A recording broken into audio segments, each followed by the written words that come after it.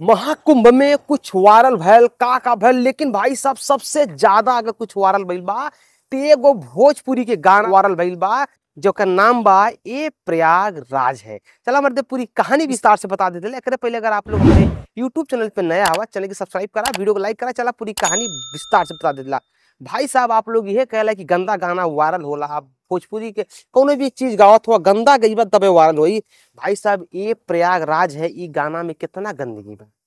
ई गाना पहले गावल ला, लेकिन प्रयागराज में इतना ट्रेंड कैले बा, इतना कि भाई साहब 20-20 लाख सिर्फ पर रील्स बन गई बा। और आपके बता दी कि हर सेक्शन में ई गाना नंबर 1 पे शो कर रहा बा। इतना हिट भैल, इतना हिट भाई कि जो जवाब नहीं की। फिलहाल में एगो और खबर वायरल हो रहा बा कि योगी जी प्रसन्न होके आलोक कुमार यादव के फॉर्च्यूनर गिफ्ट के लिए। हाँ भाई, ये जो सिंगर हुए उनका नाम बा आलोक कुमार बा। चला थोड़ा सा हम आलोक कुमार के बारे में आपके बता देते ला। भाई साहब आलोक कुमार कौनो ऐसन आइलू गैलू सिंगर ना हुए ना। जैसे बॉलीवुड इंडस्ट्री में सोनू कुमार हुए, उदित नारायण हुए, वैसे भाई साहब भोजपुरी इंडस्ट्री में अगर क्यों सबसे बड़ा प्ले बैक सिंगर अभी के जेंस में दिख रहा बने, जो कि खाली प्ले बैक सिंगर बात तो भाई आलोक कुमार हुए। सुर संग्राम के विजेता हुए, ऐसे ही ना हुए, ऐसे कहीं से ना आगल हुए, सुर संग्राम के विजेता हुए। इनके गायकी में वो जान बाने जेकरे कहे वाली बात ना। सरसों के रंग पियर, जादू चला रहल बा, और भी भाई साहब बहुत सारा गाना हुए जो उनकी सब ई आलोक कुमार के हुए। खास करके दिनेश लाल निरहुआ के फिल्म में आपके 80% जेंस गाना अगर केहू के पड़ेला तो वो आलोक कुमार यादव के पड़ेला।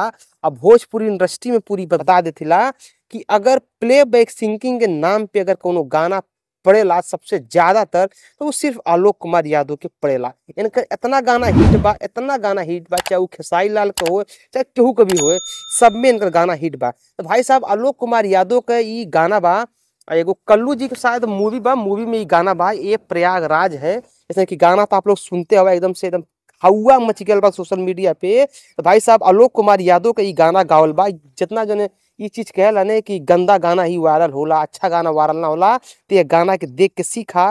और खास करके ये प्रयागराज के महाकुंभ के लिए गाना भी ना गावल बा। महाकुंभ में मन वर्ड भी ना कहीं यूज कर भाई, कोनो मूवी में प्रयागराज के सीन रहे उसमें गाना गावल जाला, लेकिन ये गाना के भाई साहब असर तो कहीं और आ जाला।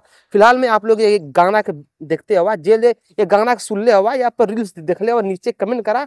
जे जे ना देख ले हवा भाई साहब वो जाके एक बार देख ला। ये भोजपुरी इंडस्ट्री के सबसे बड़ा play bank singer Alok Kumar के ही गाना बा। जो एगो हवा चल रहा है कि जोगी जी खुश होकर फॉर्च्यूनर दिले हुए, ऐसा कोनो बात ना बा। आलोक कुमार के मैटर में इंटरव्यू लियाला, खुदे आलोक कुमार फाइनल बता देने भाई ऐसा कोनो बात ना, फॉर्च्यूनर को नाम मिलल बा।